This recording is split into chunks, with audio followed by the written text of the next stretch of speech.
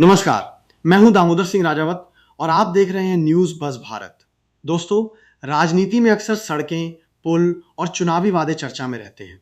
लेकिन जब कोई सरकार शिक्षा को अपनी प्राथमिकता बनाती है, तो उसका असर केवल आज पर नहीं, बल्कि आने वाली कई पीढ़ियों पर पड़ता है। आज हम बात कर रहे हैं मध्य प्रदेश सरकार की उस पहल की, जिसने सरकारी स्कूलों को एक नई पहचान देने का प्रयास किया है। सांदीपनि विद्यालय, पहले इन्हें सीएम राय स्कूल्स के नाम से जाना जाता था। अब मुख्यमंत्री डॉक्टर मोहन यादव ने इन्हें आचार्य सांदीपनि के नाम से जोड़ते हुए सांदीपनि विद्यालय नाम दिया है। उन्होंने कहा कि भगवान श्री कृष्ण ने आचार्य सांदीपनि से शिक्षा प्राप्त की थी और विद्यालयों का नाम भारतीय ज्ञान परंपरा से प्रेरित होना चाहिए। लेकिन मेरे लिए केवल नाम ही महत्वपूर्ण नहीं है। महत्वपूर्ण यह है कि इन विद्यालयों के भीतर बच्चों को क्या मिल रहा है।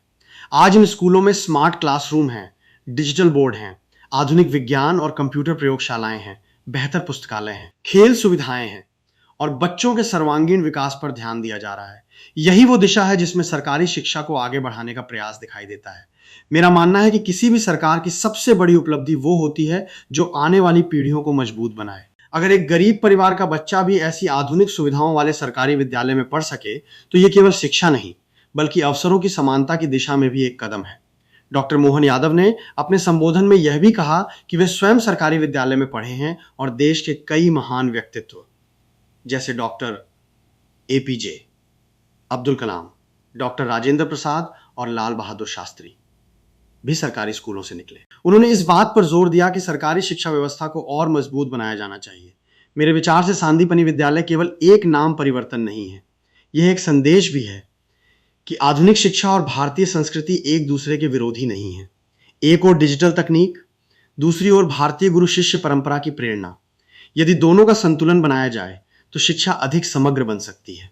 सरकार का यह भी लक्ष्य है कि आधुनिक आधारभूत सुविधाओं से लैस ऐसे विद्यालयों का विस्तार किया जाए ताकि अधिक से अधिक विद्यार्थियों को गुणवत्तापूर्ण सरकारी शिक्षा मिल सके। बेशक किसी भी योजना की असली सफलता का आकलन उसके परिणामों से होगा।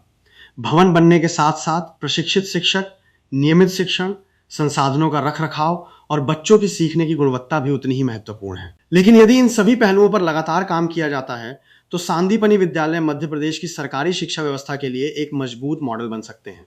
मेरे व्यक्तिगत दृष्टिकोण से शिक्षा में किया गया निवेश सबसे बड़ा निवेश होता है। सड़कें और इमारतें समय के साथ पुरानी हो जाती हैं, लेकिन अच्छी शिक्षा से तैयार हुआ एक विद्यार्थी पूरे समाज का भविष्य बदल सकता है। यदि कोई सरकार सरकारी स्कूलों को आधुनिक बनाने, बच्चों को बेहतर वातावरण देने और शिक्षा को सम्मान देने का प्रयास करती है, तो ऐसे प्रयासों पर सकारात्मक चर्चा भी होनी चाहिए। हम आशा करते हैं कि सांदीपनि विद्यालय केवल नाम तक सीमित न रहें, बल्कि हर बच्चे को गुणवत्तापूर्ण शिक्षा, आधुनिक संसाधन और बेहतर भविष्य देने के अपने उद्देश्य को पूरी तरह पूरा करें। फिलहाल इस विषय पर आपकी क्या राय है? क्या आपको लगता है कि सांदीपनि विद्यालय मध्य प्रदेश की शिक्षा व्यवस्था में एक सकारात्मक बदलाव साबित होंगे? अपनी राय कमेंट बॉक्स में जरूर लिखिए। मैं हूं दामोदर सिंह राजावत। आप देख रहे थे न्यूज़ बज़ भारत। धन्यवाद। जय हिंद।